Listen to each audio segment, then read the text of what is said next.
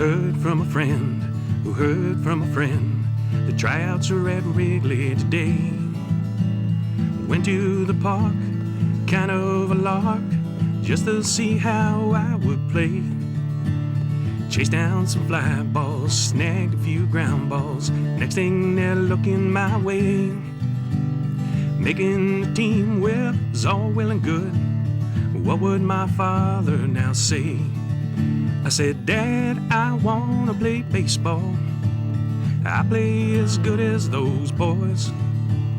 Some girls stay home, Dad, and other girls flirt, but your girl wants dirt on her skirt. Never be alone, even so far from home, if I'm getting some dirt on my skirt. Played every day, twice on Sunday, from South Bend to Kalamazoo.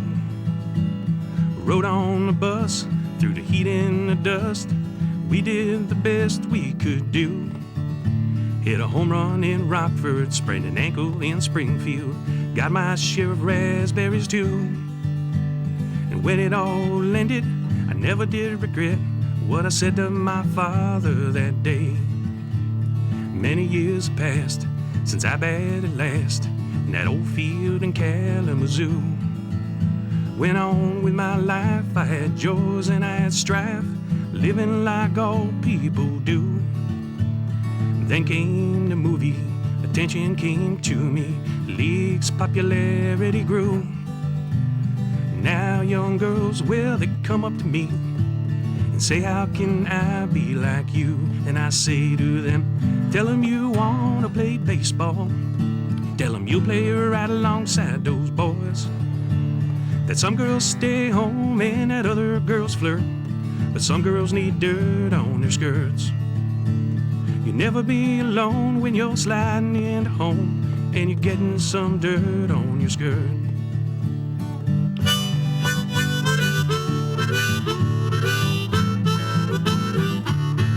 Good morning and welcome to beautiful Wrigley Field and the electronic field trip Dirt on Their Skirts, celebrating 150 years of women pioneers in baseball.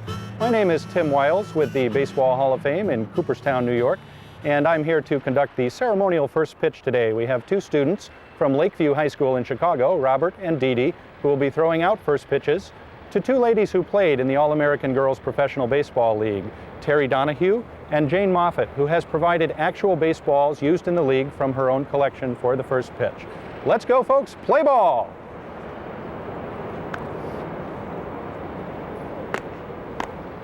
There we go, the first pitch is in, and now we'd like to throw it over to Jeff Arnett to tell you a little bit more about what will be going on today in the field trip. Thank you. Hey Tim, welcome. And you know, it's a good thing those weren't Kerry Woods fastballs here at Wrigley Field. It's a little foggy, it's more than a little chilly, but it's a great day for baseball. And as the Cubs great Ernie Banks once said, let's play two. I'm Jeff Arnett from the National Baseball Hall of Fame and Museum, and welcome to this electronic field trip. Joining me today is Jane Forbes Clark. Jane is the highest ranking woman executive in baseball today. She's also the chairman of the National Baseball Hall of Fame and Museum. And today we're going to be talking to you about Dirt on Their Skirts, 150 years of pioneers in women's baseball. This program is brought to you today by the Baseball Hall of Fame, the Best Buy Children's Foundation, Ball State University, Apple Computer, Project View, and of course the Chicago Cubs. Those of you watching in your nice warm classrooms today are probably aware that this is Women's History Month. And because of that, whether you're joining us from Eagle Community School in Eagle, Alaska, or you're watching and participating on WNYE in Brooklyn, New York, you're going to have an opportunity today to meet some fascinating men and women from the history of baseball, as well as women who have earned their places in the lineups of today's game. You're also going to meet a member of the Baseball Hall of Fame, and you're going to discover his interesting connection to the history of women in baseball. Your classroom today for this fascinating field trip is going to run the gamut. We're here on top of the dugout at Wrigley Field. We're going to go up to the press box. We're going to be in the clubhouse. We're also going to go to Hohokam Park in Mesa, Arizona. That's the spring training home of the Chicago Cubs. And then we're going to throw it all the way back east to Cooperstown, New York, and to the Baseball Hall of Fame. Jane? Jeff, we are a long way from Cooperstown, where, as you know, much of the history of women in baseball is documented through our exhibits, artifacts, and our huge research library. Also in Cooperstown, we preserve history, we honor excellence, and we connect generations every day at the Hall of Fame. And that's what we're going to be doing here today at Wrigley Field. And you'll be hearing much more about Cooperstown later on in the program. But for now, I bet you're wondering why we are here at Wrigley. We're here because the original tryouts for the All-American Girls Professional Baseball League were actually held here in 1943. Also in 1943, a very important part of Wrigley Field's history, their first night game was played, and it was an all-star women's game. What's fascinating is that many of the girls who played professional baseball during World War II were the same age as some of you are that are watching today. 14, 15, 16, 17, 18 years old. Can you imagine what it would be like to leave your friends, your family, travel a long, long distance to try out for something that was a first, the first ever all-girls professional team? It was probably pretty scary in those days. It would probably be scary today, but it was probably very cool too. But Jeff, as you know, the history of women in baseball is much larger than the All-American Girls League that we all saw in that great movie, A League of Their Own. You know, Jane, you're right. The story that we're going to tell today truly runs the gamut. You're going to meet some great trailblazers from the history of women in baseball, and we're also going to talk about some other issues such as the current debate over Title IX. And we're going to talk about women like Lizzie Arlington and Alta Weiss, whom you're going to learn a lot about today. And these women were playing baseball with men at the beginning of the 20th century. That's a long time ago, even before women had the right to vote. It's a remarkable history, Jeff, and it involves so many different areas. It involves math, science, sports, languages, social studies, and I think that's just the tip of the iceberg. That's right. But as you all can see, baseball connects with a lot of the subjects that you're studying now, and we would love it if you would call us or email us your questions or ideas as we go along with the program today. Now, we're going to meet some of these women that broke down the barriers and helped pave the way for equal opportunities for all of us. And you know, Jeff, some of these women, as we saw earlier, are actually playing baseball here in Wrigley Field today. So let's go back to Tim Wiles in the bullpen and meet some of these very special ladies who had fascinating lives because of their involvement with baseball. Thank you, Jane and Jeff. We're out here at the bullpen. It's a little chilly out here, but we're warming up a little bit. We're going to talk to you folks today about the history of women in baseball before the All-American League started in 1943. I'm joined by Dolly Brumfield-White, Beans Reisinger, and Audrey Hayne-Daniels out here. Good morning, ladies. Good morning, Tim. Good morning, Tim. Now, Dolly, as we know, the first women's baseball team was at Vassar College in Poughkeepsie, New York in 1866.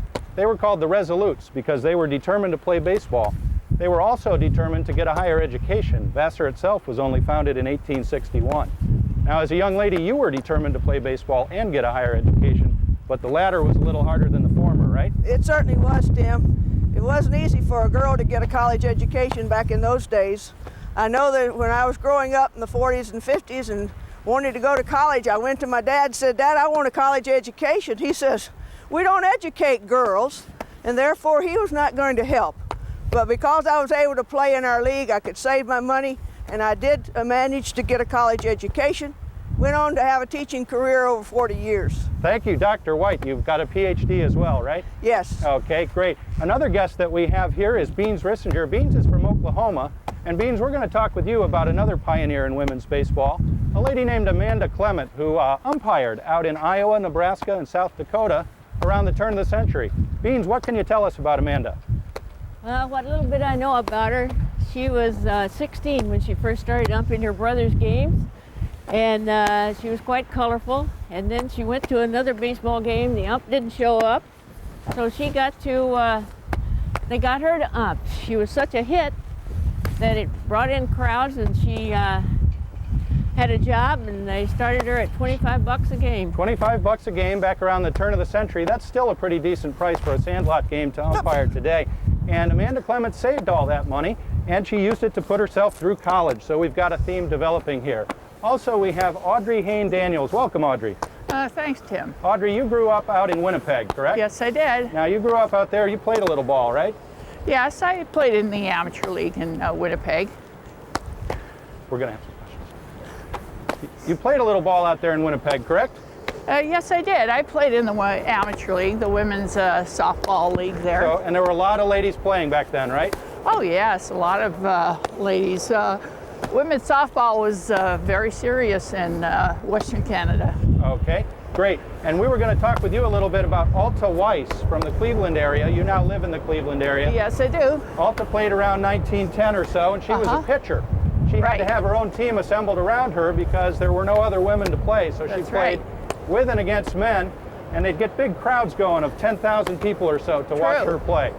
Correct? That's right. Now I understand we may have some questions coming in from the, we have a question from New York?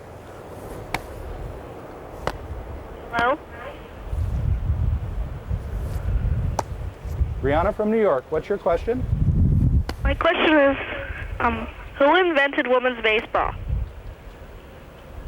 Who invented women's baseball? Well, the first team that ever played was the Vassar College Resolutes in 1866. But much like baseball itself, it kind of evolved over the years rather than being invented.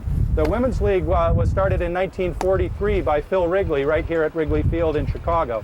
And that was a good invention point for women's baseball. Yes. Does that answer your question, Brianna? Yes. Thank you very much for calling in. Who from New York? We have a question from New York? Ashley from New York? Is it true that no major league player can wear the number Jackie Robinson wore? I'm sorry, I'm not hearing the question at all. Perhaps, yes, Julie? Is it true that no major league player as of 1997, no major league player can still wear number 42, which was the number that Jackie Robinson wore in the major leagues. 1997 was the 50th anniversary of his breaking his own barrier, the color line in baseball. Thank you very much. No major or minor league player can wear that number anymore, number 42. And that's it? Okay, I think we're going to go up to the press box now where Mike's going to tell us a little bit about how to call in and how to visit the website and send email questions to us. Thanks, Mike. Tim. High atop of the friendly confines of Wrigley Field, the world come to watch the game and report to their fans all over the place as well.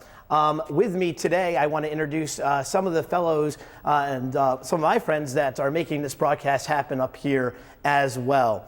Right next to me here in the press box, we have Patty Gracie. Patty is from Dodgeville Central School.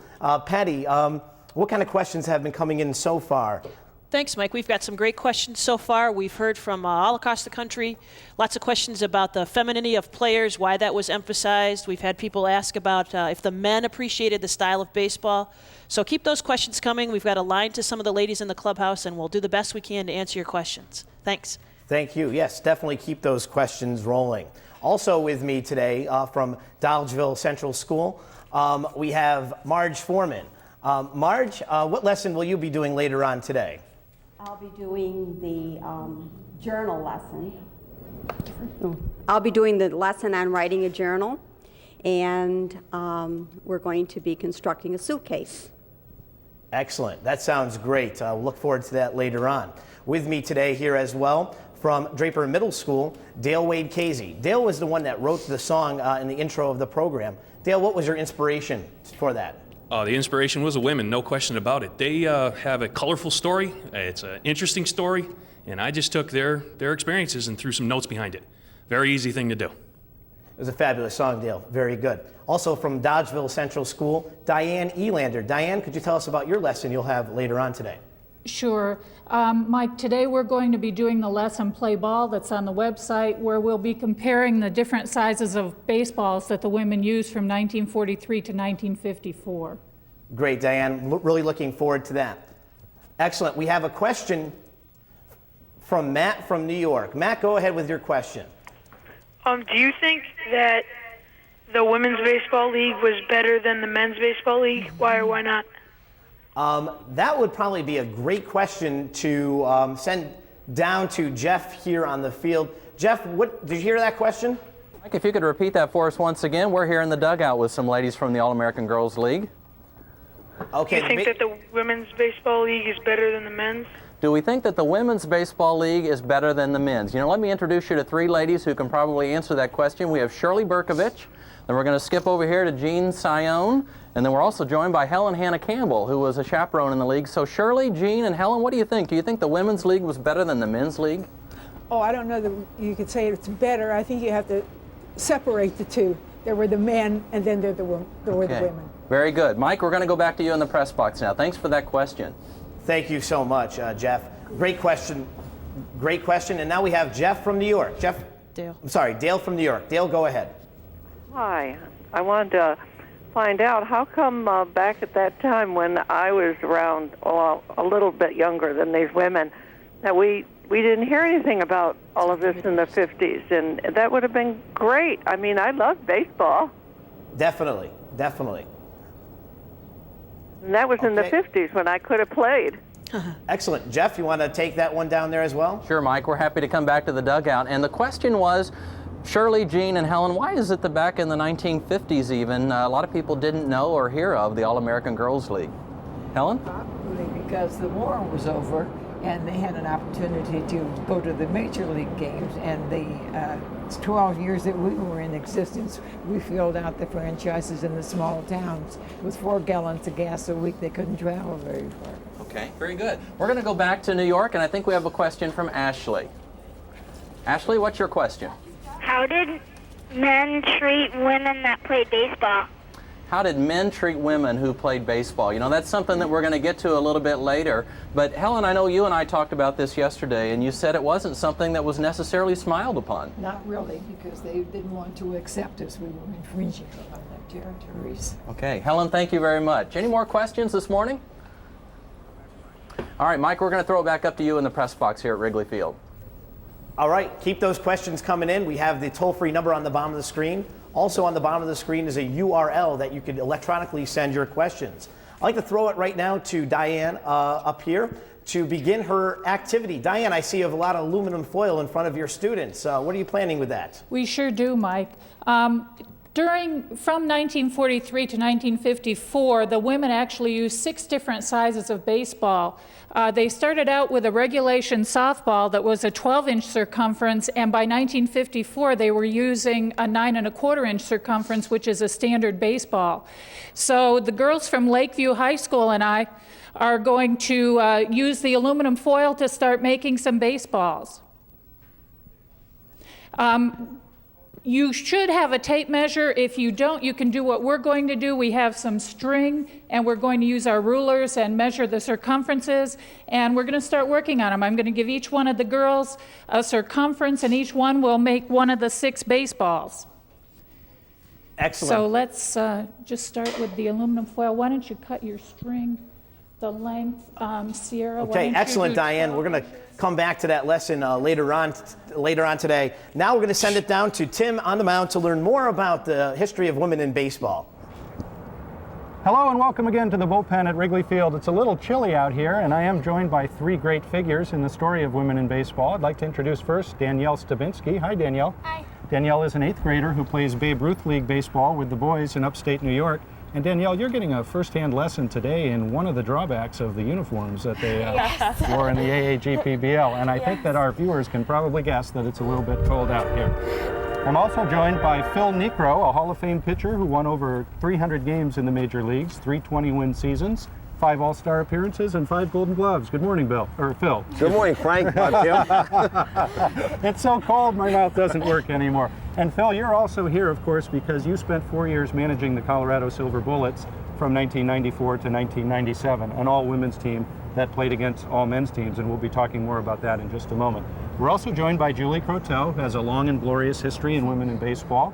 She started as a Little League player, went to play for her high school team, and how'd that work out? Not so well, actually. I wasn't allowed to play for my high school team, so I took them to court. We lost, but I went on to college to play baseball and also to play professionally with Bullets. There you go. Julie walked on at St. Mary's College and became one of the first women ever to play men's collegiate baseball very successfully. So welcome, Julie. Thanks. Now listen, Danielle, you play Babe Ruth League baseball, and you play probably on a lot of days that are warmer than today. Yes. One of your warmest memories involves a little playoff hit. Why don't you tell us about that? in the playoffs, one game, I hit a home run, and we wound up winning the game. And I hit it off a changeup, and it was really exciting. Really exciting? I bet it is. You know, I actually have never had that feeling myself. But I think Phil has, as far as I know. In fact, you've hit a home run in this ballpark, haven't you? I gave up a lot of home runs, too, in this ballpark. Okay. I did hit one here, yes, I did. And your brother also played here as well for the Cubs. Now, Phil, how did you get started managing the Colorado Silver Bullets back in 1994? Well, actually, I was sitting home one day, and I fell up by the name of Bob Hope, not from California, but Bob Hope, who used to be the PR director for the Atlanta Braves, called me and said, would you like to manage the women's professional baseball team? And I said, I don't know, Bob. I don't know if women can play baseball. And then I started thinking, boy, my sister was quite an athlete back home. She used to catch my knuckleball in the backyard. And I kind of called her and got her opinion, and my wife says, do it. Go ahead and do it. They don't get that opportunity and get the chance. So I called Bob and says, what's it all about? And he said, we're going to tour the country. We're going to have tryout camps. We're going to pick a team out, and we're going to play against men. And that really got my brain thinking. So I said, yeah, and we toured the country and played for 4 years, and probably 4 of the most memorable years I've ever had in baseball, watching young ladies get the opportunity in this country to play baseball. Fantastic, thank you. Julie, you were one of the players in the inaugural year, 1994. Do you remember any details about your tryout and how many women were vying for spots on the Colorado Silver Bullets? Well, I know that over the course of the Silver Bullets, there were thousands of women that tried out for the team. And the first year, there were 50 women that got the invitation to come to spring training, and every single one of them wanted to stay. Great, thank you very much. Okay, next we're going to go to a little film from A League of Their Own, section from A League of Their Own, where Marla goes to the tryouts. Marla Hooch goes to the tryouts and then leaves home for the first time from her small town to play baseball. When that segment ends, when that short segment ends, I'll be joining you in the Chicago Cubs clubhouse where it's a lot warmer, and we'll be talking a little bit more about tryouts. Thanks, so we'll see you in just a few moments. Hey, back here in the dugout at Wrigley Field, you just saw a segment from the movie League of Their Own that showed the tryouts in 1943 here at Wrigley Field. Long before those tryouts actually occurred here, about 35 years before that, there was another interesting story that took place in the history of women in baseball, and it concerns a song that is actually one of the most popular songs in American history. I'm not going to tell you any more of that because we want to go live now to the Baseball Hall of Fame in Cooperstown, New York. Joining us from the Grandstand Theater at the Hall of Fame is the president of the museum, Dale Petrosky. Dale, welcome to this electronic field trip. Well, good morning, Jeff and Jane and Tim and Phil and all the great students that are participating today. You know, we have a wonderful group here in Cooperstown. Some of them are from Dolgeville Central School and some from Draper Middle School in Schenectady. So welcome to the Baseball Hall of Fame, you guys.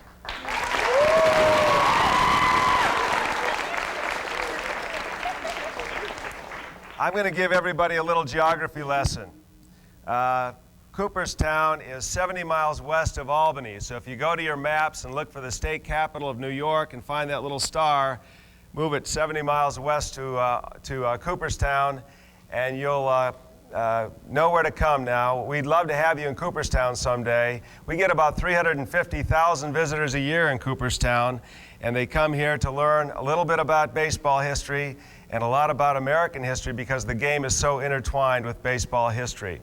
We have in our collections here 35,000 items, 2 million documents in our library, 12,000 hours of original TV and radio recordings, and 500,000 historic photographs.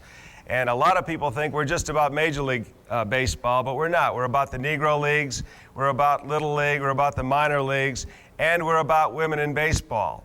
And one of the great stories of women in baseball involves the All-American Girls Professional Baseball League. And I have a couple of the wonderful women who played in that league right here with us today.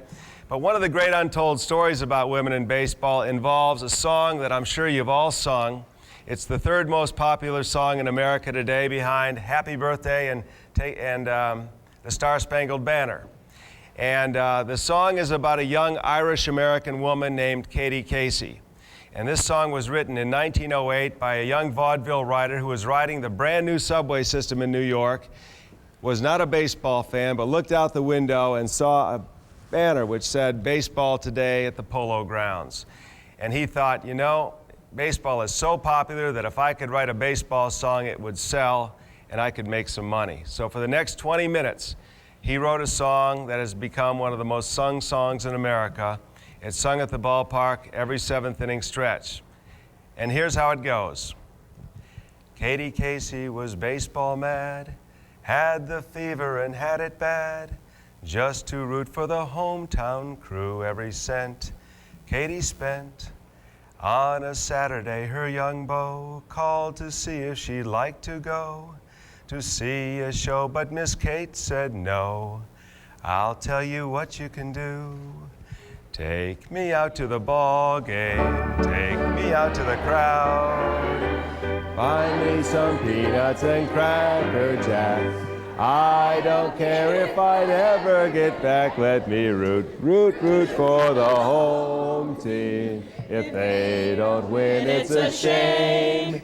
For it's 1, 2, 3 strikes, you're out at the old ball game. All right. Okay, Dale, thank you very much. That's great, and we certainly are glad that all of you could join us from there at the Grandstand Theater at the Hall of Fame. I understand that we've got some more questions waiting for us. Jackie from Missouri is on the phone. Jackie, what's your question this morning?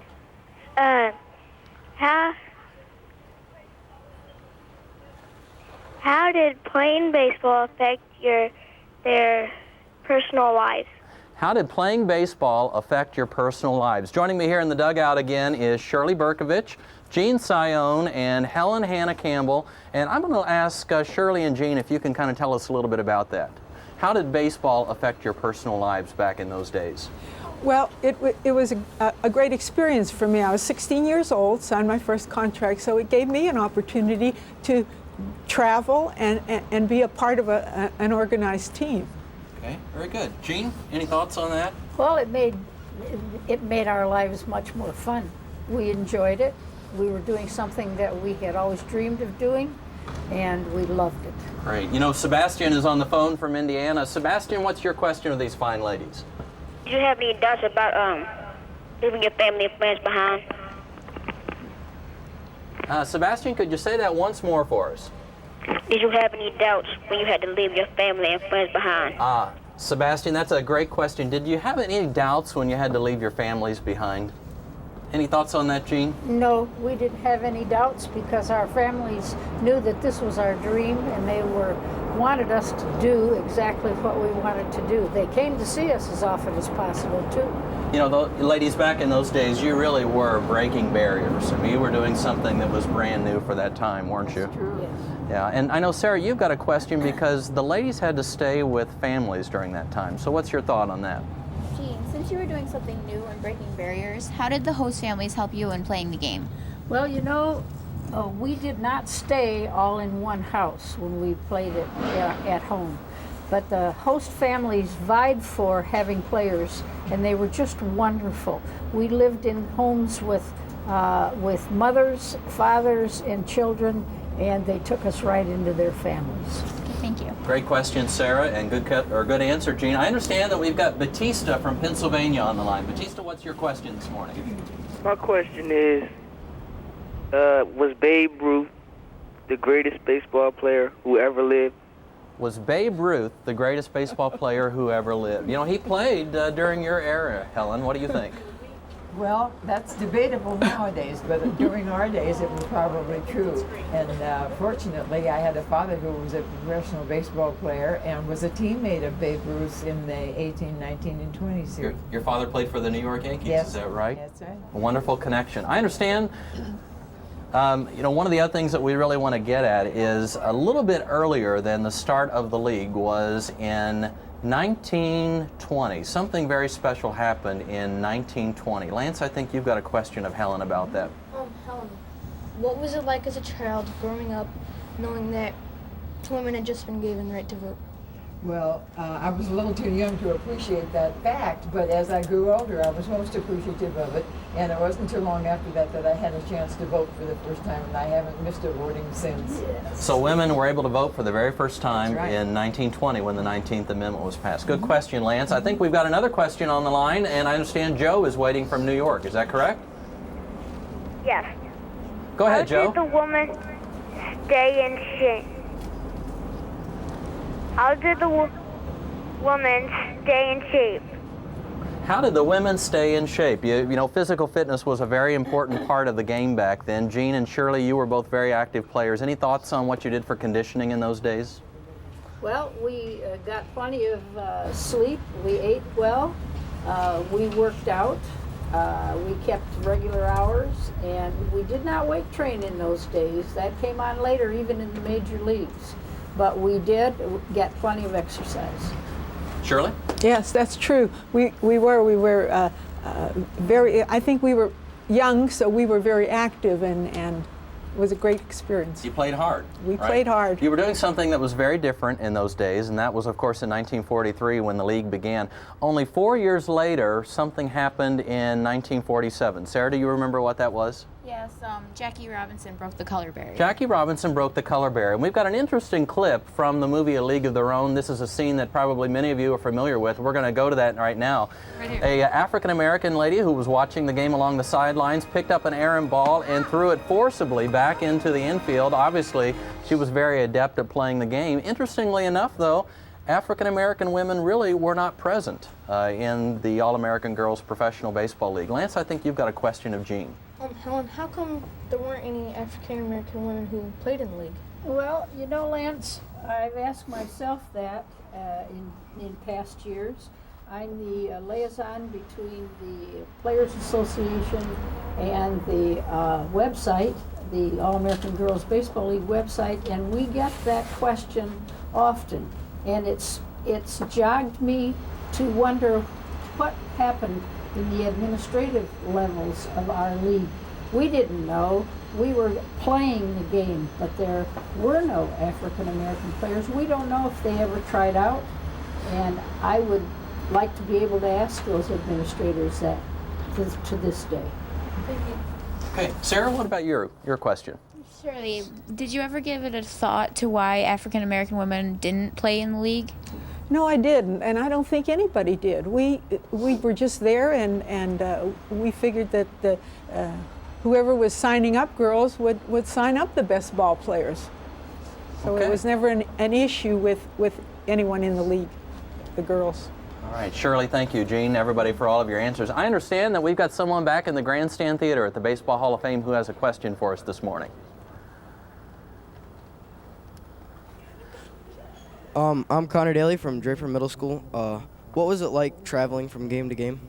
What was it like traveling from game to game? Connor, thank you for that question. Shirley, I know you talked about spending many a nights traveling on that bus from city to city. Tell us your thoughts on that. Yes, we did. It was a lot of fun, a great time, a great camaraderie with the kids on the bus, and we just had a super time. After games, probably there was a lot of sleeping until we got a few hours in, but then it was a lot of fun. You know, we're going to come back and talk about that a little bit later in the program. Life in the league was very interesting. So let's go to Tim Wiles back in the clubhouse here at Wrigley Field, and he's going to tell us about life in the league. Tim? Thank you, Jeff. Here we are in the warm clubhouse at Wrigley Field, and we are joined by several new people here. We have Chrissy and Ben, and also Isabel Lefty Alvarez, and of course Jane Moffett, who caught one of the first pitches. We're going to talk a little bit about life in the league, particularly in this section about tryouts and how players found their way into the All-American Girls Professional Baseball League. And I know, Jane, that you have every player who came into this league has a unique story, but yours is really, really fun. Why don't you go ahead and tell us how you got involved? My entrance into the league was when I was a freshman at East Stroudsburg College. A classmate chose to go down for tryouts in Allentown, Pennsylvania, and I found myself accompanying her on the trip. When we got there, there was one scout, 125 people who were really trying out, and certainly he could not handle that number. So what I tried to do was be helpful and say, do you need some help? And he said, yes, I could use some help. So I worked with him for about approximately 2 hours, and at the end he said to me, by the way, why aren't you trying out? I said, I didn't come here to try out, I just came with a friend. And in so doing, he said to me, well, why don't you just go get a bat? And I did, and next thing I knew, I had a contract to go to Muskegon, Michigan. Muskegon, Michigan, and had you told your mom and dad what you were doing down there? No, that was the second problem.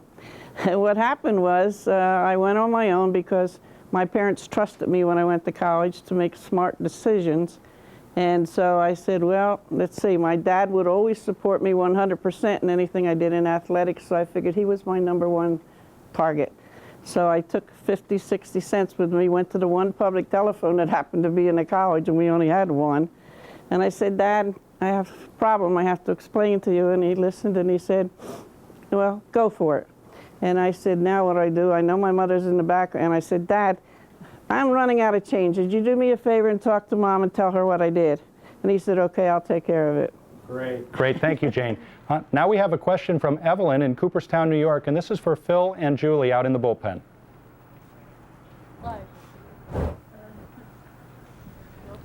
Evelyn, what's your question, please? Players and men. Why aren't women in the major leagues? Is that a question for us, Tim? Yeah, that's for you, Julie and Phil. Well, I actually think that we will see a woman in the major league probably in my lifetime. Phil, what do you think? I believe that's so too, Julie. I know with the 4 years of the Silver Bullets, there was a couple of players on there. If we could have kept the program ongoing now, I think there'd be a couple girls real close to the big leagues.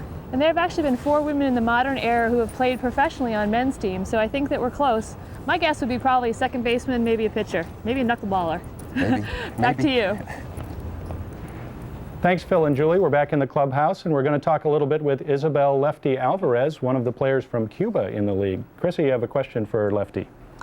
Lefty, I understand that you're from Cuba and your mother actually wanted you to play baseball. Could you tell us a little bit about that, please? Right, the history is that my mother knew that the Americans were coming to the to Cuba to spring training. So at the time she decided she was going to train me to play for the Cubana teams. So I joined the Cubana teams, and by the time the Americans arrived in Havana, to have exhibition games, I was playing for the Cubana teams. And I had the honor of playing exhibition game with the American and the Cubana teams. And I pitched a game. I had the honor of pitching a game. And from then on, the Americans decided to bring Cubans to the United States, and I got a chance to come. Great, great. I understand we're going to talk a little bit about the style of play in the league, probably starting with 1943 here quickly. Are we ready to go out to the field? Julie and Phil out on the field, style of play at the beginning of the league. Thank you very much, Tim. We're back down in the bullpen, and it is still blustery and cold. But I'm here with athletes of different generations, and we're going to talk about the evolution of women's baseball, starting with the era of 1943 to 1947. You look good in the middle there. I want to introduce Elise Coons. She is a high school softball player. Elise, you're about the same age as a lot of these women were when they started to play, and a lot of them came from softball. How difficult do you think the transition from softball to baseball would be? I think it would be pretty hard because it's almost like a different sport because the pitching is different, the balls are different. So I think it would be a tough change. I do too. Danielle, you're a baseball player. Yeah. Now during the first 5 years of the league, the base paths were moved back 12 feet, the mound was moved back 3 feet. What would that be like? It would be really difficult, but it'd be a better game because there would be more competition for both sides. And now Terry, you caught during this era, and during this era there's a transition from underarm pitching to sidearm pitching. Right. I imagine that would have had to have kept you on your toes. Well, it did keep us on our toes, but it really didn't make that much difference. Really, the different release points didn't affect you behind the plate? No, not at all. Talking to a professional athlete. So we have a graphic here that'll show you a bit about how the game changed during this era. You'll see the different ball sizes. The ball shrunk about an inch during this period. The base paths went from 65 feet, and the mound started at 40 feet. Now we're lucky enough to have Audrey here. She's a left-handed pitcher. No. Oh, excuse me, right-handed pitcher. The All-American Girls Professional Baseball League. I was making you ambidextrous. Now, when you pitched, the ball went from 12 inches to just underneath 11 inches. Right, during my time in the league. That's a lot to adjust to. It was, yes. But I think we liked the smaller ball. You could grip it much better, and it could be thrown faster and further, and of course the batters hit it further too. And I think it made the game faster, much faster. I'll give the kids one more look at these balls, and Audrey is kind enough for us to do a demonstration. She's going to show us initially how she started pitching, which was the figure 8 pitch, which is slightly underhanded. Danielle, would you mind catching her up? And would you mind describing to the students? Well, I pitched the what's called the figure eight, and most Canadians did pitch the figure eight, whereas the American pitchers usually pitch the windmill. And this is the way we pitched. We went around in the figure eight like that. Looks like it'd be deceptive to see what is coming from behind your thigh like that. Yes.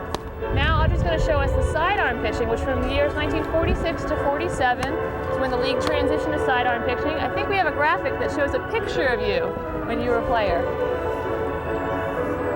This is the way I threw the sidearm pitch, and of course the only difference is that your arm was up further and you had a sort of like that. Okay, great. Would you mind showing us what that looks like? Oh, sure. We'll give it a try. Fantastic. Now we have a question that's coming to us on our scoreboard. It says, how many teams were there in the women's league? Well, when I started, there were 6, but there were 14 altogether, and I believe only 10 played at any one time. Fantastic. Thank you very much, Audrey. Thank you. Now we're going to go up to Michael, who's in the press box, for some Q&A. Excellent. Julie, I have a question. Could you ask Audrey for me, please? Thanks. Julie, ask Audrey what style of pitch did she prefer better, the figure eight or the sidearm? Audrey, we've got a question. The viewers want to know which style of pitch you preferred, the figure eight or the sidearm? Well, I think I preferred the sidearm because at that time the game was faster, you know, and it was just more exciting to pitch that way. Great. Thank you very much. Oh, back to you, Mike. Okay, we're here up in the press box high over Wrigley Field, and let's go to Diane and her students from Lakeview High to see how the activity is doing. Oh, well, Mike, I think the girls have all the baseballs finished. Sarah down here on my right has a 12-inch ball. I adjusted to Jessica has the 11.5 done, and they'll so you can see them. Magali has the 11-inch ball. Floor has a 10 3/8-inch ball that was used in 1948. In 49 and 53, they used 10-inch. Melissa has that one right here. And Calicia has the 9 1/4-inch ball they used in 1954. Can you hold them up, girls, so they can see them? They look good. Back to you, Mike. Excellent. Fabulous job there. Great job, Diane. Let's go over to Marge and Dale and see their English language arts and geography activity that they'll begin with their students. Go ahead, Marge and Dale. Thanks, Mike. Yeah, we're doing an activity that a lot of students all over the country are doing as the broadcast is going on. A lot of the questions have dealt with travel, leaving home, and our activity works great in this. We're doing a suitcase activity. Now, as you heard from some of the players, they came from all over the country, Canada, and even Cuba. And many of them went to the Midwest for the first time. When they traveled, they had to take a suitcase, very small suitcase, and they had to put all their belongings in there. Today, it's very fashionable to buy bumper stickers when you go to places like Florida or when you go on vacation. Back then, it was very popular to get stickers and not put them on your bumpers of your cars or hang them in your room, but actually put them on your suitcases. And this is the activity we're doing. We're actually going to learn a little geography while we decorate the suitcases. Yes. One of the things that we're going to tie together is where are these places? How far were they apart? What are the distances? How would you have to get from one place to another? All these things are nice geography lessons that we can do up here and then you can do it in your own home schools. Marge is going to take it one step further for the second component of the lesson.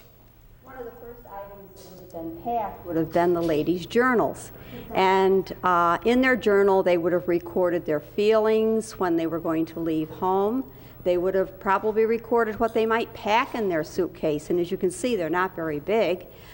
They would record also the friends that they met, the experiences they had, their accomplishments, disappointments, and probably last, how they felt when the league ended.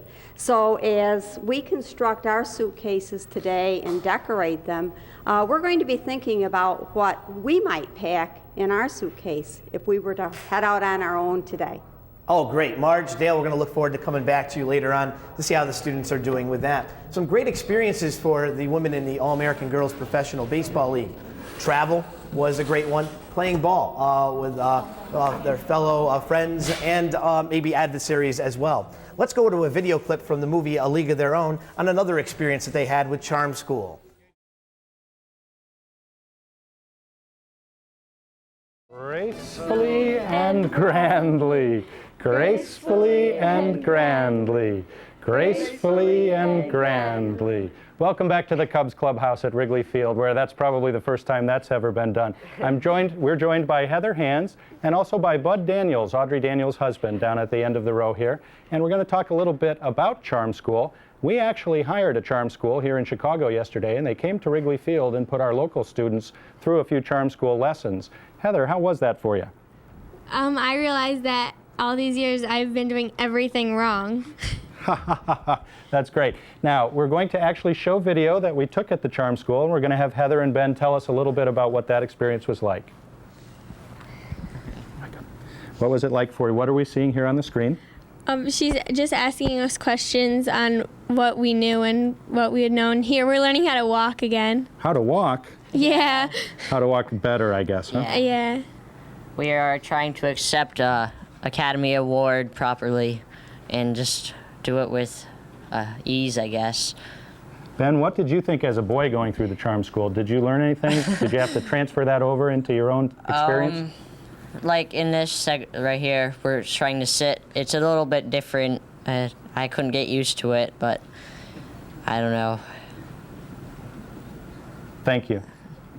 Audrey, you are the only player here at Wrigley Field today who actually went through Charm School, correct? Yes, I am. I went to Charm School in 1944, the second year, and they taught us quite a few things. We were to learn how to sit properly in a ladylike manner, and to walk with confidence and straight and tall. And we learned also how to choose a wardrobe, apply makeup, and table manners. And we also learned how to pour tea. Great. And none of you actually drank tea at that time, right? I don't think many of us drank tea, no. Might have picked that up since. Now, Dolly, you were telling me the other day that some major league clubs have programs like this even today. This is what I understand, Tim. I know down in our area, the Texas Rangers hired someone to help their rookie players coming into the major leagues. I thought that was a good idea. Teach them how to conduct themselves in public and so forth. Yes. Students, do you have any questions about either Charm School or chaperones for these players? Yeah, I have a question. Did the chaperones make a big influence on your parents' decisions to let you come join the league? I guess they did. My mother, she was pretty sure that I was in good hands because of the chaperone and the rules of the league. And Dolly, the importance of chaperones to your mom's decision? Well, I think there were many of us that would not have been able to come to the league had Mr. Wrigley not had the chaperones on the team. At that particular time was very important to have someone in supervision over young people, and many of us were teenagers coming away from home many times for the first time. So the chaperones made it possible. Even some of the parents actually went to some of the early activities with their girls in order to be sure that the chaperones were really doing their job. Fantastic, fantastic. Now, the chaperones weren't required anymore after about 1945. We're going to go now to Julie and Phil out in the bullpen, where they're going to talk a little bit about the style of play from 48 to 52, the next era in the All-American League. Julie? Thanks, Tim. We're back down on the bullpen at Wrigley Field, where I think it's getting colder. We'll start with a question that we have on the scoreboard. What team won the first World Series? And the answer? I don't know. I don't know either. I wasn't here. I think, boy, that's a good question. I think is Cincinnati, was it Cincinnati played in it with the White Sox? I was under the impression we were going to get the answer on the scoreboard. I don't know the answer either. Boy, I don't. We'll send that one back to you, Tim. I have a feeling that you probably know. Bergen, 1903. This is the 100th anniversary of the World Series this year. Actually, the question is, and I guess the scoreboard isn't big enough for it, what team won the first World Series for women? Oh. They should have a little addendum. Was there a World Series in yeah, we had playoffs. We called them World Series. Yeah. The Racine Bells, I believe. Yeah. The Racine Bells. Okay, great. Thank you very much. Oh, there it is. They were the Rockford Peaches and the Racine Bells. Yep, they played those. All right, we're going to talk a little bit about the evolution of the game from the years 1948 to 1952. Now, Beans, you started in 48, which is the first year of overhand pitching for the league. Right. And I was just a thrower, and I didn't know much about getting it over the plate and everything, but I learned, and I pitched a 4-seamer and a 2-seamer, and that was about it. I had a 12-foot curve, and the catchers didn't call for that very often. But I understand you threw it high and tight, which they did call for. Yeah. Jean, now the ball shrunk another ½ inch during this era. What pitches did you throw? I was primarily a power pitcher, and I threw a crossfire. I was a left-handed pitcher, and I threw a fastball, a crossfire. I towed the left side of the rubber and then stepped to first base and tried to bring the ball in as far from the outside as I could. And I needed to have a change-up pitch, so I developed what I called a 2-finger knuckle curve. And I gripped it in this way, and when I released it, I snapped my wrist, and I released it in the same motion, but the ball wouldn't go as fast, and when it lost enough momentum, it curved and dropped. And how's that different from your knuckleball, Phil, that you were so famous for? I would have liked to have the 12-foot curveball, the crossfire knuckleball with this thing there. I probably would have won a few more games. Basically, I was just a knuckleball pitcher. My fastball was in the low 80s. I had a little sinker, couldn't throw a curveball, but that was it. I mean, I learned that in high school.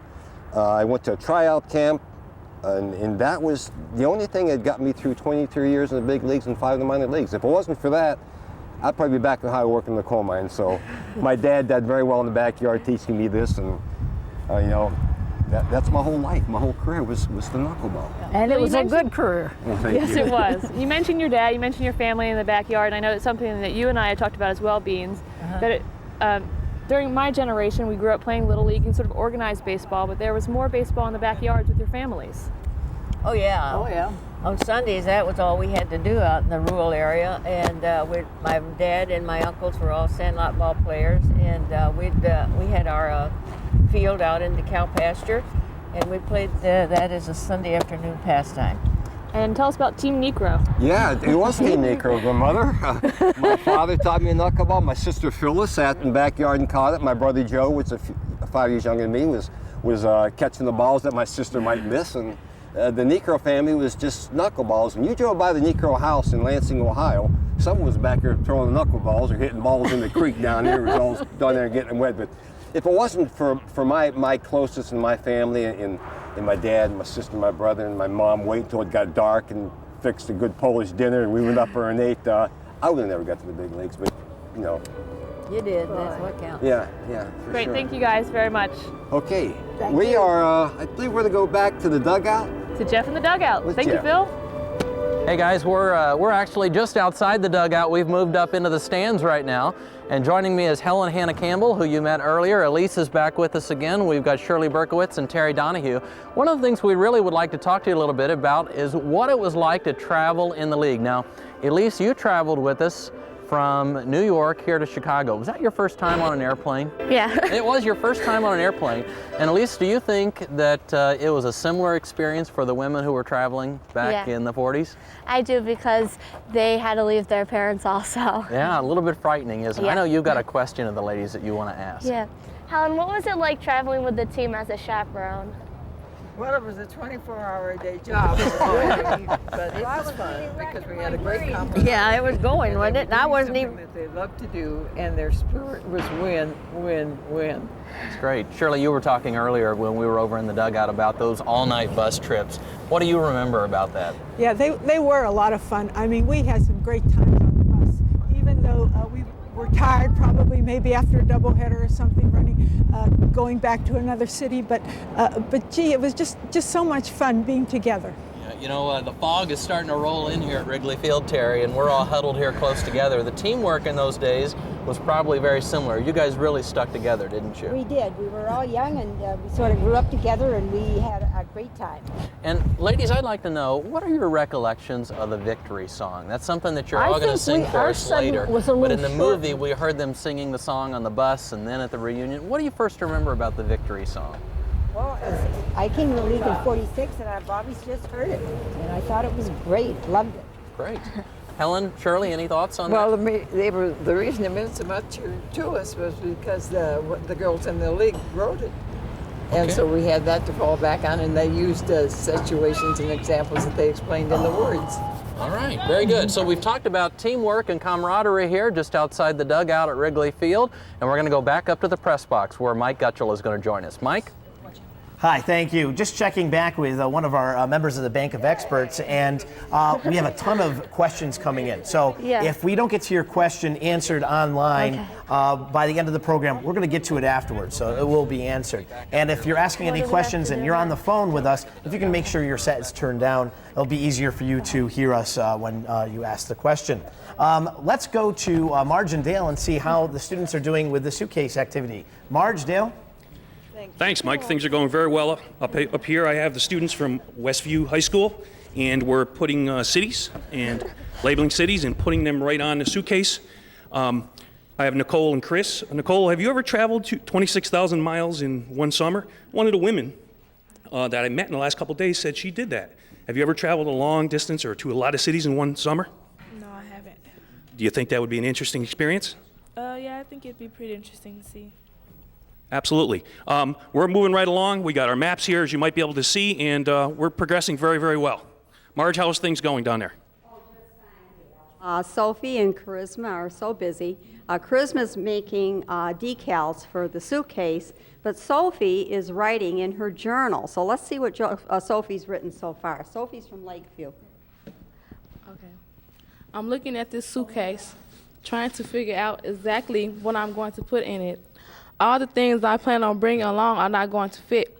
Okay. I know what I'm going to do. I'll just take along the things that are essential. What will I need? I've never been away from home. I'm just going to pack a few outfits, all my washroom supplies, undergarments, and I'm going to bring my journal along so I can write about my experiences. Thank you very much. Excellent job, Marge. Dale as well. Great job. Let's transition this right now, this experience to them traveling to their games, and a lot of them also kept journals, to seeing a video clip. I believe it's one of their first games, and after that, a reunion clip as well from the movie A League of Their Own.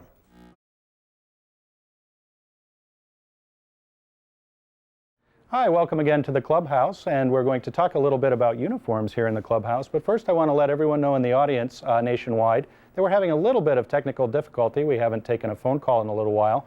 Perhaps you've noticed that. We're working on getting that system back online, and that we hope you'll keep trying to call the toll-free number and email your questions in. We'll get back to questions just as soon as we can. Now, ladies, we have these wonderful uniforms that we had made up for you. You look fantastic in them. Thank you. How do they feel? Do you enjoy wearing those? Yeah, they're very comfortable. They're very comfortable? I agree. You agree? Would you like to play sports in them?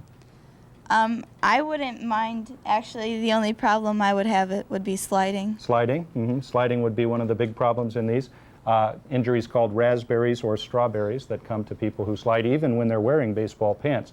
But if your legs are unprotected, they're going to be very, very bad. I believe there's a picture of strawberries that we'll see at some point here. It's on the screen, coming up on the screen. Do you young ladies have any questions for the players who actually played in these uniforms? Yes. Did you like to wear the uniforms in games? I had no problem with the uniform. It was part of the league regulations, and you accepted what the rules and regulations were, and if that's what you were to wear and you wanted to play, you did so.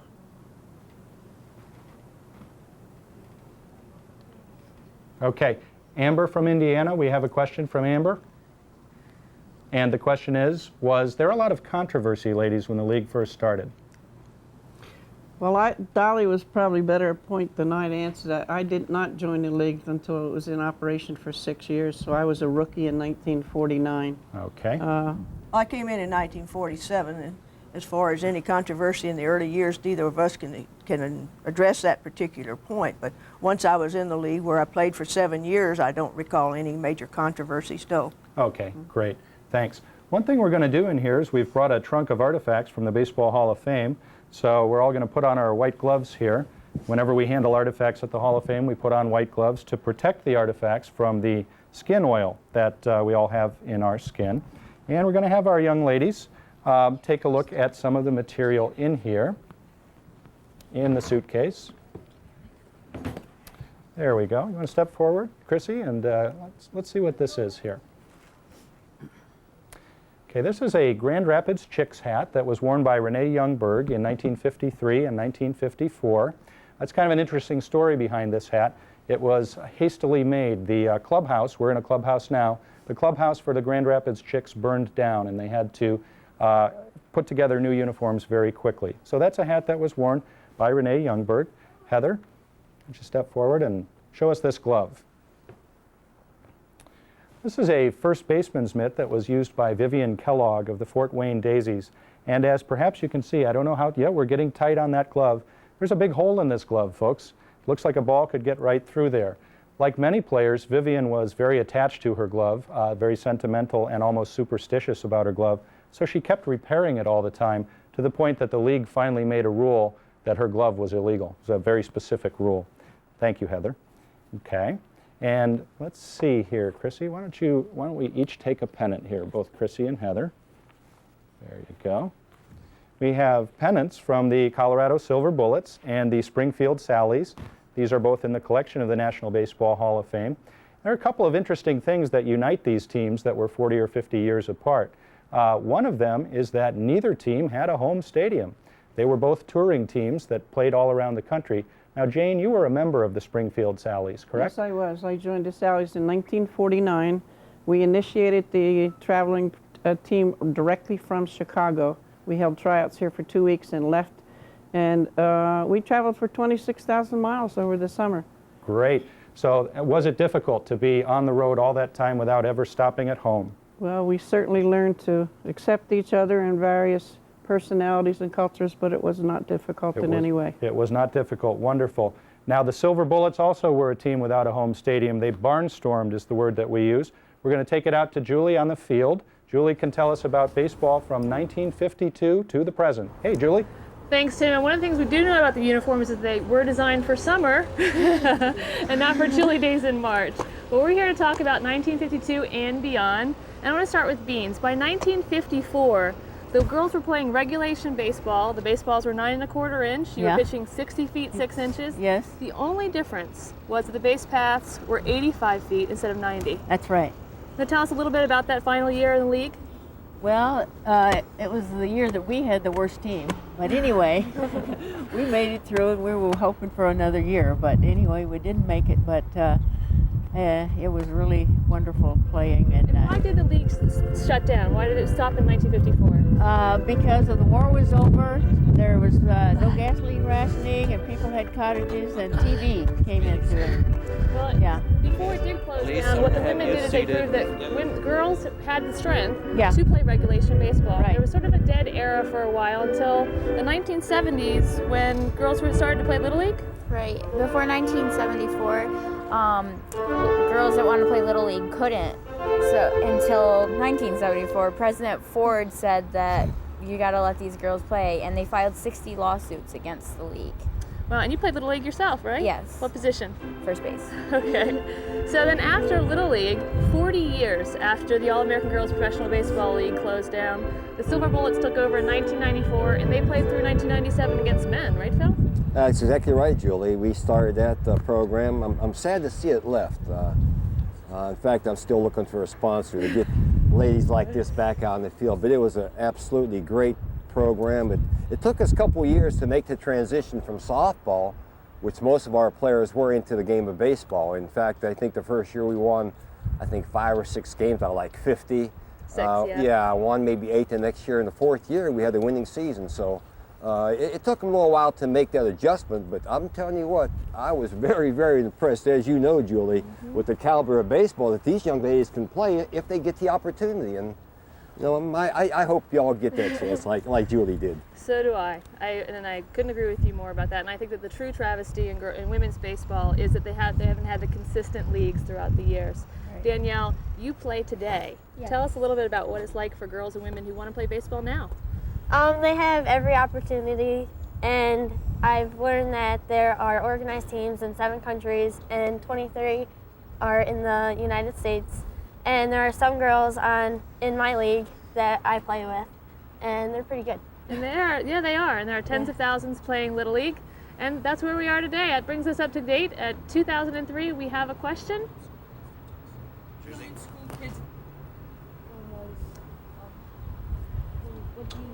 Okay, we have a question from Brianna in New York. Brianna, what's your question? Okay, the question was, and it's an interesting one, and I'll pass it off to Beans. Did you have cheerleaders during this time? Just up in the stands, no organized ones. Okay. We had our own fans though, and they were right there, and they wanted your autograph. They'd bring you pop and all that stuff, and Okay. meet you at the clubhouse. We also have a question that asks about the Japanese. I know there was a Japanese women's baseball league that happened right after the All-American Girls Professional Baseball League. Did you have any Japanese players in the league? No.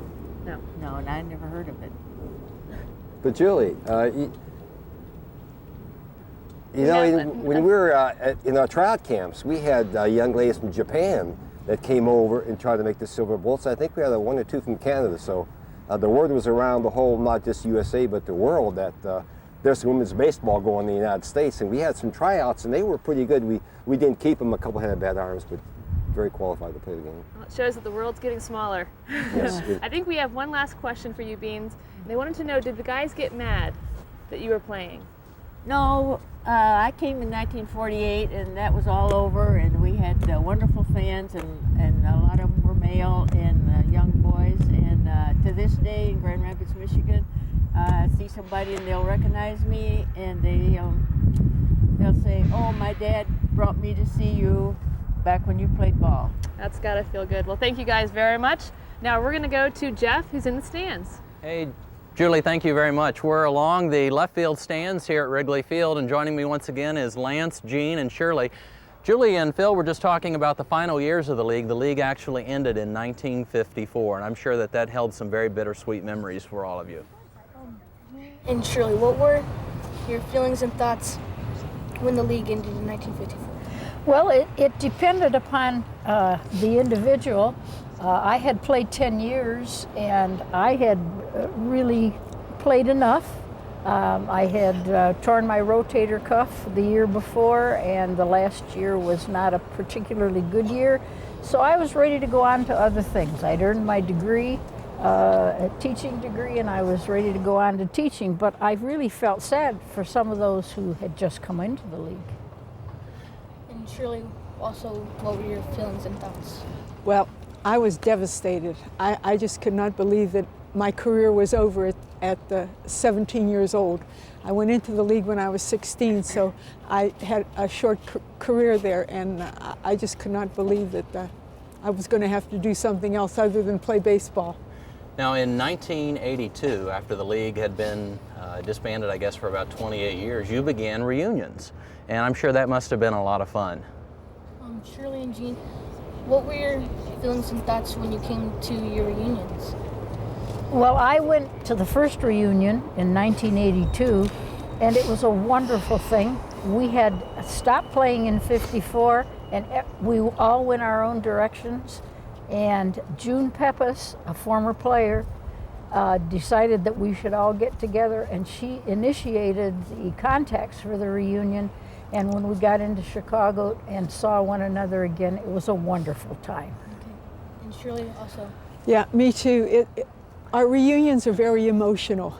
We really, when we get together, it's just a great time for all of us to recollect on our playing days, and also to just get together and talk. A lot of close camaraderie, as we've talked about throughout the program. By the way, Shirley and Jean are holding a poster and a pennant. We've been showing these throughout the program. You probably have noticed the women holding them. These are the winners in our poster and pennant contest. The one that Shirley is holding is from Pinewood School, and the pennant that was designed by Dolgeville, representing the fact that Dolgeville is located in the Adirondacks, and the violets are also a flower that is grown predominantly in that area. Hey, Lance, why don't you join me across the aisle? We're going to come over here and talk to Elise. And we're going to go to Mesa, Arizona. And joining us in Mesa, Arizona, I think we have on the line with us two people who are probably very well known in professional baseball today, Dusty Baker and Sammy Sosa. Dusty and Sammy, welcome to today's program. Well, thank you very much. Hey, we're glad that you're with us. Thank you. Lance and Elise have some questions for you, and I think let's start with Elise. Elise, you're a young lady who's playing baseball today. What would your question of Dusty and Sammy be? What advice do you have for men and women today that want to play the game? Well, I mean, I think the number one thing is to play. You know, you have to play ball. You know, play as often as you can, play in your backyard, play with your brothers and sisters. You know, just play. You know, I don't think kids go out and play enough. You know, pretty much the same way that Dusty is saying. You know, chance to you to become somebody is, you know, you got to go out there and play. It doesn't matter where you play. You got to go out there and play with your heart, and that will determine who you're going to be in the future. Great answers, Dusty and Sammy. Lance, you've got a question for the two gentlemen. Hands out. If you have any women in your family, are they interested in playing in the game? And is there one? Any young ladies in your families that are interested in playing the game of baseball? In my family? Yeah. No, not anymore. Not anymore. I only have two sisters. I have a young brother that used to be playing, not anymore. But you know, I guess I was the only, you know, the lucky one. I was very dedicated to playing baseball, and thank you to my brother, which is make the right decision and force me to be there every day and play. So you know, nobody out there, you know, what they do now, they are take care of me. You know, we're all together and we're living very, very happy. Good. Dusty, Yeah, anybody in your family? Well, in my family, yeah, my brothers played baseball, basketball, and football, and my sisters played softball and basketball. You know, they're a little older now, of course, but you know, they love to play. I have a niece, you know, that played basketball in high school and in college, and so, you know, sports plays a big part, you know, a big part of my family. I still have nephews that play baseball and football, and so, you know, as you get older, like I'm older, much older than Sammy, I'm sure he's going to have some nieces and nephews, you know, play later. Oh, yeah, you know something, I have a niece that's in town now, and she's a freshman at University of Nevada, Reno, and she doesn't play baseball, but she runs track. She runs 800 meters, and I think she came in 3rd or 4th in a conference, so that's pretty good. You know, I'm proud of her, because I remember as a kid, she used to race all my nephews and beat them. And then, you know, they'd come out and say, oh, no girl can beat me. And then she'd go out and beat my one nephew like 10 times before he finally just said, okay, you're faster than me. That's right. You got to get in between each. We've got a question from Mike up in the press box, Dusty and Sammy, if you guys have just a moment. You got to get behind her. Yes, it's about 40 degrees up here, Dusty. Sammy, how warm is it down there in Arizona? It's about, what, 70 or Maybe. 60? Yeah, it's about 60-something. It's going to warm up to 70. It was like 40-something the last couple of days, so it looked like Chicago's getting us ready for April, I think. Wow. Well, hopefully for your opening day on April 7th, it's just as warm down there, up here as it is down there. Sammy, your thoughts on 500? Well, a lot of people have been talking about 500. I think, you know, the hard thing to do for me was to get to 499. 500 is going to be happening any minute, any swing. I wanted to get over with that, because I don't want to just continue on, and I don't want another distraction with the team, because we have a great team this year, and hopefully I just go out there and hit it right away, so that way, you know, everybody can come back to normal, and you know, I'm not only going to hit 500, it's going to be many, many, many more. Excellent. Well, best of luck with that. Best of luck this year. We have a question from a student from Lakeview High. Mrs. Sosa, when did you first realize you wanted to play baseball? Repeat that question again, I don't hear. When did you first realize you wanted to play baseball? When did you first realize you wanted to play baseball? I really, I used to be a boxing. That was my #1 sport in my country. And I never liked baseball, but my mother told me if I make it as a professional boxer, she's never gonna come to see me in the ring. So I had to quit. And my brother, Luis, which he used to be play baseball, he, told me that took me to his friend. He have a little league, and then he put me in left field. I remember, and I have an infield. So I throw hard in a great arm, and then when I swing, his friend told my brother, yeah, we got a chance with this kid. So, everything is starting there. I started when I was 14 years old. Wow. I never played when I was, 10 or 9. And, I've been blessed, I've been lucky, because the talent was there, the hard working is, got me where I am today, and, the rest is, history. Well, Dusty and Sammy, we're so glad that you've taken a few minutes out of your busy schedules joining us here. I think we've got one more question up in the press box here at Wrigley Field, so let's head back up top. All right, Dusty, Peter Gammon's talking about changing the season around from last year to this year. 95 losses last year, possibly 95 this year. What are your thoughts? No. What do you mean 95 this year? Man, how you gonna give us 95? We haven't even lost one yet. Oh no, 95 wins. I'm saying last year you had 95 losses. Okay, man, great. I'll go for that. I'll take 95 wins. I'm sorry, I take it back, man. Well, but you know something? I don't know if 95 is a number because we have an excellent division. Our division's tough. And, 95 wins, we'll take that every year because you got a chance to be somewhere in the hunt for the playoffs. But the first thing we got to do, we got to get to playing winning baseball. Got to get to 500 first. And then after that, man, we just add on, take it one game at a time. I think we have an excellent team. We got great pitching. We haven't really seen how good we are yet because, Mark Gruzalanek's hurt and hadn't been out there much. Eric Carroll's hadn't been out there much. Hadn't had an opportunity to mix and match lineups or to bring in Rimlinger in the 7th and Guthrie in the 8th. And so I'm excited about the possibilities of what we can do, with this ball club. Our whole thing right now is to try to leave spring training healthy. If we can leave spring training healthy and start out healthy. We already had a great attitude. The guys are working hard.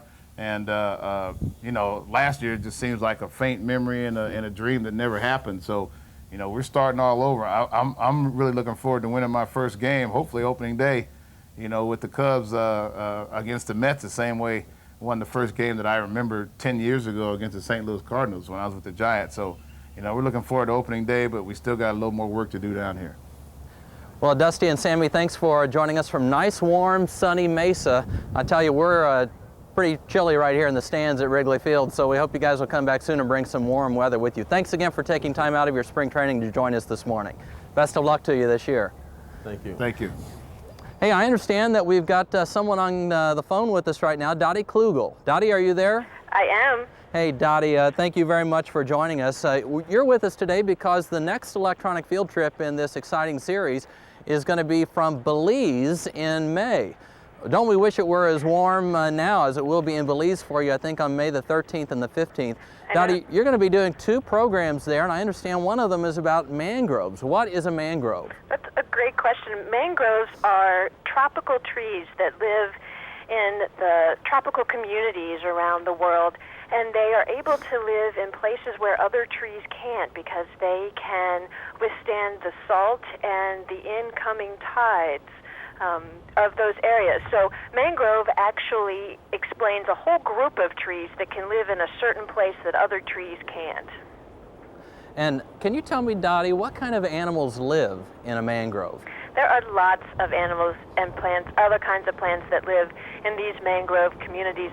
Again, mangroves are found in tropical places worldwide, and they are very closely linked with coral reefs. So anywhere you find coral reefs in the world, you will also find mangroves.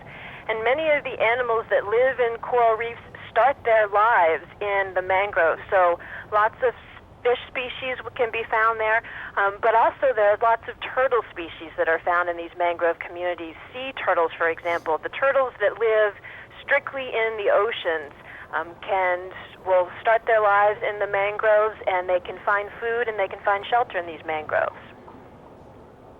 Well, Dottie, we're looking forward to the electronic field trip from Belize in May, the first one on mangroves, the second one on sea turtles. We want to thank everyone for joining us for the electronic field trip from here in Wrigley Field. All of our sponsors, Best Buy Children's Foundation, Ball State University, the Baseball Hall of Fame, Apple Computer, Project View, and of course the Chicago Cubs, who have opened us with welcome arms to their home here in Chicago.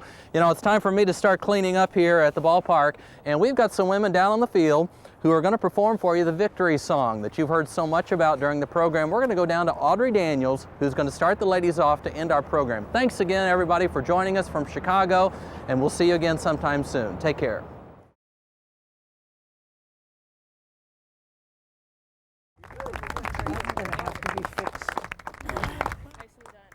Good job, everybody.